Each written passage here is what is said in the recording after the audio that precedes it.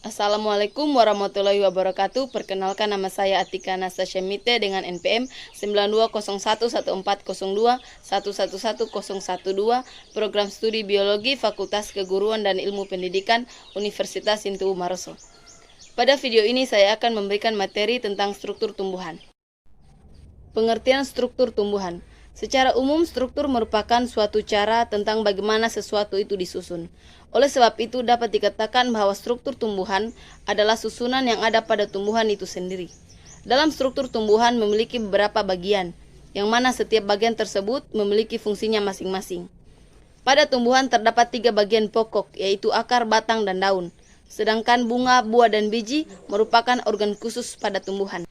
Dalam morfologi tumbuhan, yaitu cabang ilmu botani yang mempelajari struktur luar tubuh tumbuhan yang bisa dilihat secara langsung, sehingga dapat diidentifikasikan tumbuhan tersebut. Susunan organ yang membentuk tubuh tumbuhan terdiri atas akar, batang, dan daun. Setiap bagian tumbuhan memiliki struktur dan fungsi yang berbeda. Struktur tumbuhan yang pertama yaitu akar. Akar adalah organ tumbuhan yang melekatkan tumbuhan pada tanah. Akar menahan tumbuhan berdiri dengan tegak. Akar juga berfungsi untuk menyerap air dan juga mineral-mineral yang dibutuhkan tumbuhan dari dalam tanah. Akar merupakan struktur tumbuhan yang memiliki bentuk tidak berbuku-buku, namun juga tidak beruas. Umumnya akar berwarna keputih-putihan, kekuning-kuningan, dan kecoklatan. Akar akan terus mengalami pemejangan pada ujung akar yang memungkinkan akar bisa menjangkau ke daerah-daerah yang mengandung resapan air. Bisa kita lihat pada gambar di atas. Akar akan selalu memanjang dan semakin kuat, karena semakin besar suatu tumbuhan maka semakin besar pula pasokan air yang dibutuhkannya. Selain jaringan meristem, akar tersusun atas rambut akar, jaringan epidermis, korteks, dan silinder atau stele. Stele adalah silinder pusat tempat terdapatnya pembuluh angkut xilem dan floem. Tidak semua akar dapat mengisap zat-zat makanan, tetapi hanya bagian tertentu saja, yaitu bagian yang belum diliputi gabus dan bagian yang belum tua. Bagian yang berperan dalam pengisapan makanan ini mudah mengalami kerusakan karena lingkungan yang tidak cocok. Misalnya karena aerasi yang jelek, kurangnya kadar air dalam tanah, dan tingginya keasaman tanah. Adapun fungsi dari akar adalah sebagai berikut. 1. Menyerap air dan garam-garam mineral atau zat hara dari dalam tanah. 2. Menunjang dan memperkokoh berdirinya tumbuhan di tempat hidupnya. 3. Sebagai alat pernapasan. 4. Sebagai tempat cadangan makanan. 2. Batang. Batang merupakan bagian utama dari struktur tumbuhan. Batang berfungsi untuk menopang bagian tanaman lainnya seperti daun, buah, bunga, dan pucuk. Umumnya batang pada tumbuhan akan tumbuh ke arah cahaya. Batang pun dapat dibagi lagi. Bagian tempat cabang dan daun tumbuh disebut sebagai buku atau node. Bagian antara dua buku disebut sebagai ruas internode. Sementara itu, bagian ujung batang atau tempat batang melakukan pembelahan disebut sebagai tunas apikal atau pucuk. Tunas juga terdapat pada titik pertumbuhan daun dan disebut sebagai tunas lateral. Umumnya, pertumbuhan batang tidak terbatas. Pada tumbuhan monokotil, batang memiliki ruas-ruas yang jelas. Sedangkan pada tumbuhan dikotil, ruas yang dimiliki batang tidak terlihat dengan jelas. Batang sendiri memiliki beragam fungsi seperti penopang tumbuhan, jalur transportasi air, dan menjadi pembantu proses pernapasan tumbuhan. Batang merupakan organ tempat lintasan makanan hasil fotosintesis yang diproduksi oleh daun. Sebagian hasil fotosintesis tersebut dibawa ke seluruh tubuh dan sebagian lagi disimpan pada batang sebagai cadangan makanan. Pada batang terjadi perkembangbiakan vegetatif, yaitu pada umbi batang dan stek. Berikut adalah fungsi dari batang sebagai berikut.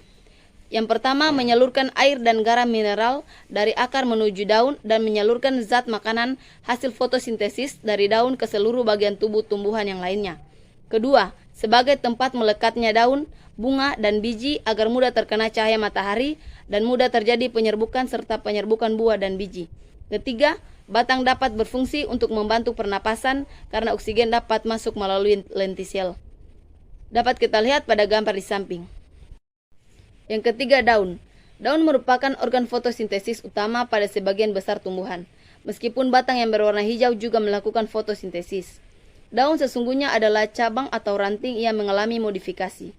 Pada tumbuhan tingkat tinggi, daun merupakan tempat penting untuk fotosintesis. Daun merupakan salah satu organ pokok pada tumbuhan. Daun berbentuk pipih melebar dan pada umumnya berwarna hijau karena mengandung kloroplas di dalam sel-selnya. Daun terdapat di bagian atas tumbuhan dan melekat pada batang. Daun memiliki berbagai macam bentuk berdasarkan tulang daunnya, seperti menyirip, menjari, melengkung, sejajar, dan masih banyak lagi. Daun sempurna tersusun dari 3 bagian, yaitu tangkai, pelepah, dan helai daun. Sama seperti organ tubuh pada umumnya, daun terdiri dari beberapa struktur pembentuknya, yaitu epidermis, jaringan mesofil, berkas pembuluh angkut, dan stomata. Daun sendiri memiliki beragam fungsi seperti terjadinya fotosintesis sebagai organ pernapasan, tempat transpirasi, dan alat reproduksi vegetatif. Berikut merupakan fungsi dari daun. 1. Pengambilan zat-zat makanan atau resorpsi, terutama yang berupa zat gas atau CO2. 2. Pengolahan zat-zat makanan atau asimilasi. 3. Penguapan air atau transpirasi. 4. Sebagai alat pernapasan atau respirasi. Dapat kita lihat pada gambar di samping. Keempat, bunga. Bunga merupakan bentuk modifikasi dari suatu tunas yang bentuk, warna, dan susunannya disesuaikan dengan kebutuhan tumbuhan. Penyerbukan dan pembuahan terjadi di dalam bunga. Pada umumnya, bunga memiliki warna yang menarik, berbau harum, dan bentuknya bermacam-macam serta mengandung nektar. Bunga terdiri dari 2 bagian, yaitu bagian fertil dan bagian steril. Bagian fertil meliputi mikrosporofil benang sari dan makrosporofil putik, dengan daun buah sebagai penyusunnya. Sementara itu, bagian steril terdiri dari bunga, tangkai bunga, dasar bunga, daun pelindung, dan perhiasan bunga, yang dalam hal ini mencakup kelopak bunga dan mahkota. Bunga dibedakan menjadi 2 jenis, yaitu bunga lengkap dan bunga tidak lengkap. Bunga lengkap adalah bunga yang memiliki perhiasan bunga dan alat perkembangbiakan. Perhiasan di sini terdiri dari kaliks atau kelopak bunga dan korola atau mahkota bunga. Bunga memiliki struktur yang beraneka ragam, baik dalam bentuk maupun warna yang tergantung pada jenis tumbuhan. Pada umumnya, bunga memiliki struktur dasar yang sama, yaitu dari kelopak bunga, mahkota bunga, benang sari, dan putik. Yang pertama yaitu kelopak bunga atau kaliks. Kelopak bunga atau kaliks berfungsi untuk melindungi bagian dalam bunga, khususnya pada bunga yang masih kuncup. Yang kedua, mahkota bunga atau korola. Mahkota bunga terletak di bagian dalam kelopak bunga. Ukuran dari mahkota bunga biasanya lebih besar dari kelopaknya dan mempunyai warna yang beraneka ragam. Warna yang bervariasi tersebut berfungsi untuk menarik perhatian serangga. Yang ketiga, benang sari. Benang sari adalah organ reproduksi jantan yang terletak di tengah-tengah mahkota bunga. Di dalam sebuah bunga, benang sari tumbuh dari daun yang mengalami modifikasi. Benang sari terdiri dari tangkai sari dan kepala sari. Tangkai sarinya berfungsi sebagai penyokong kepala sari. Di dalam kotak sari terdapat serbuk sari yang mengandung gamet jantan. Yang keempat, putik atau psitilum. Putik merupakan organ reproduksi betina yang dimiliki oleh tumbuhan yang terdapat pada bagian pusat atau tengah bunga. Berdasarkan alat perkembangbiakannya, bunga dibagi menjadi 2 bagian, yaitu bunga biseksual dan bunga uniseksual. Bunga biseksual yaitu bunga hermafrodit atau bunga sempurna yang memiliki benang sari atau putik. Sedangkan bunga uniseksual yaitu bunga yang hanya mempunyai benang sari atau putiknya saja. Dapat kita lihat gambar bunga pada gambar di samping. Yang kelima, buah. Secara umum buah berkembang dari bagian alat kelamin jantan atau putik yang biasa disebut dengan bakal biji. Struktur buah yang lengkap terdiri dari biji, daging buah, dan kulit buah. Buah inilah yang membungkus dan melindungi biji. Berdasarkan jenisnya, buah dibedakan menjadi 2 macam, yaitu buah sejati dan buah semu. Buah sejati adalah jenis buah yang terbentuk dari bakal buah, sedangkan buah semu adalah jenis buah yang terbentuk dari bakal buah dan bagian-bagian lain dari bunga. Buah terbentuk ketika terjadi pembuahan antara serbuk sari dan sel telur. Bakal buah dan bakal biji yang berada di dalam putik akan berkembang menjadi buah dan biji. Buah yang dagingnya kita makan berasal dari bakal buah. Sebagian besar struktur buah berasal dari jaringan bakal buah. Buah seperti ini disebut dengan buah sejati. Contohnya kueni, mangga, jambu biji, dan lain-lain. Jika buah yang terbentuk berasal dari jaringan bakal buah dan bagian lain dari bunga, maka buah ini disebut dengan buah semu. Contohnya jambu monyet dan nanas. Setelah masak, kulit buah ada yang dapat dibedakan menjadi 3 lapisan, yaitu epikarp, mesokarp, dan endokarp. 1. Epikarp. Epikarp merupakan lapisan luar yang keras dan tidak tembus air, misalnya buah kelapa. 2. Mesokarp.